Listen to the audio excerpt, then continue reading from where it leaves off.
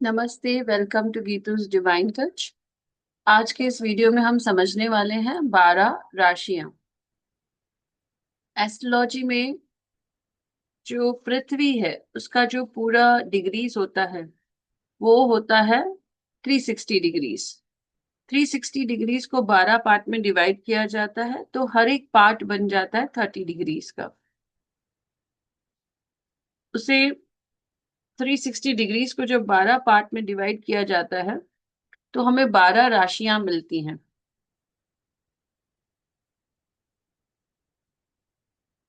हमें 12 राशियां मिलती हैं और मेष से मीन तक ये राशियां होती हैं। मेष से मीन तक ये राशियां होती हैं। हर एक राशि का अंश होगा 30 डिग्री। और ये राशियों का काल पुरुष के अंगों के साथ भी संबंध होता है। जैसे मेष राशि हेड को रिप्रेजेंट करता है और मीन राशि पांव को रिप्रेजेंट करता है। 4 तत्वों में इन राशियों को डिवाइड किया गया है। अग्नि तत्व होता है, फायर राशिज होती हैं, मेष, सिंह और धनु, एरीज, लियो और सेजिटेरियस। इन तीनों को अग्नि तत्व कहा गया है। मतलब ये राशियां, इन राशि के जो लोग रहेंगे वो अग्नि के जैसा रहेंगे, बहुत ही इम्पल्सिव रहेंगे, बहुत ही पैशनेट रहेंगे, हार्ड वर्किंग रहेंगे, बहुत ही। आप देखेंगे मेष जो है वो एक इम्पल्सिव राशि है और गुस्से वाले रहेंगे जो भी अग्नि तत्व के राशि रहेंगे। सिंह जो है वो राजा है, राजा भी गुस्से वाला होता है, राजा भी जो है पैशनेट रहता है, एंथुसियास्टिक रहता है, अग्नि के जैसा। और धनु राशि जो है वो भी गुरु है, इम्पल्सिव। तो ये जो है तीनों अग्नि तत्व की राशियां हो गए। फिर आता है पृथ्वी तत्व। पृथ्वी तत्व आप यहाँ पे देखेंगे वृष, कन्या और मकर। जो पृथ्वी तत्व वालों के लिए स्टेबिलिटी बहुत इंपॉर्टेंट है। पृथ्वी मतलब क्या? स्टेबिलिटी। सबसे हैवी एलिमेंट जो होता है वो अर्थ एलिमेंट होता है, सबसे जो लाइट एलिमेंट होता है वो एयर होता है, फिर फायर, फिर वाटर, फिर अर्थ, और सबसे लाइट होता है स्काई, आकाश तत्व। तो सबसे हैवी एलिमेंट जो होता है वो पृथ्वी तत्व होता है। तो ये जो लोग होते हैं वृष, कन्या और मकर, टॉरस, वर्गो और कैप्रिकॉर्न, ये तीनों पृथ्वी तत्व हैं। इनके लिए मटेरियलिज्म बहुत इंपॉर्टेंट है, इनके लिए पैसा बहुत ही इंपॉर्टेंट है। अगर इन्हें बैंक बैलेंस नहीं दिखेगा, पैसे की सिक्योरिटी नहीं दिखेगी, तो फिर ये लोग नाराज हो जाते हैं या दुखी हो जाते हैं। और फिर आता है वायु तत्व। वायु तत्व को कहा गया है मिथुन, तुला और कुंभ। 3 नंबर राशि, 7 नंबर और 11 नंबर। यहाँ पर आएगा कि जो मिथुन, तुला और कुंभ है, इनको वायु तत्व मतलब thinking. Okay, too much thinking, too many thoughts. इनके थॉट्स बहुत चलते रहते हैं। जैसे मिथुन राशि है, ये ड्यूअल में बात कर सकते हैं, प्लस माइनस दोनों।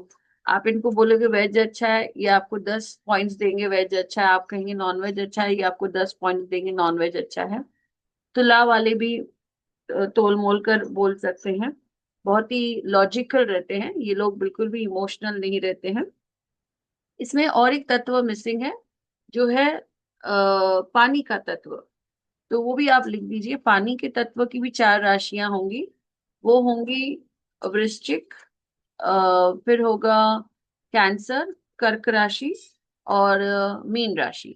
तो जो पानी वाली राशियां होंगी वो होती है ब्राह्मण राशियां। तो ये जो राशियां होती हैं इनके लिए नॉलेज बहुत इंपॉर्टेंट है और ये बहुत ही इमोशनल राशियां होती हैं। ये बहुत ही सेंसिटिव होती हैं, छोटी छोटी पॉइंट से हर्ट भी हो जाती हैं।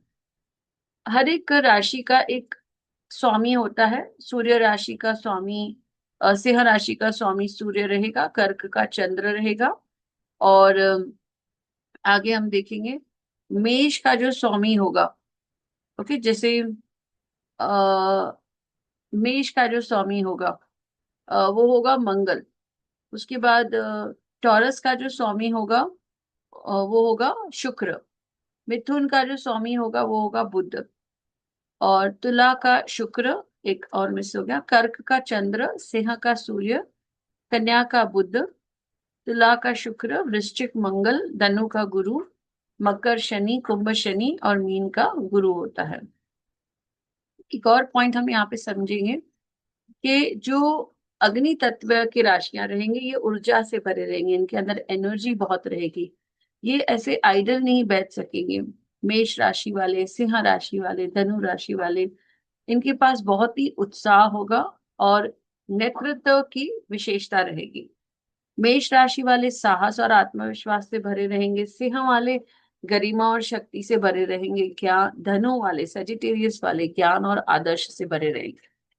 पृथ्वी तत्व की जो राशि रहेंगी उनको स्थिरता चाहिए, धैर्य चाहिए और व्यवहारिकता चाहिए। जो वृश्चिक राशि है वो धन और स्थिरता की राशि है। कन्या राशि विश्लेषण और सेवा की राशि है। मकर राशि जो है वो अनुशासन और उन्नति की राशि है। पर तीनों में आप देखेंगे मनी स्टेबिलिटी चाहिए। वायु और जल, वायु वाले कौन है? मिथुन, तुला और कुंभ। इनको क्या चाहिए? संचार चाहिए, राइट। जो जल वाले हैं वो है कर्क, वृश्चिक और मीन। इनको गतिशीलता चाहिए और इन्हें संवेदनशीलता चाहिए। इनको आगे बढ़ना है लाइफ में और ये बहुत ही इमोशनल रहते हैं।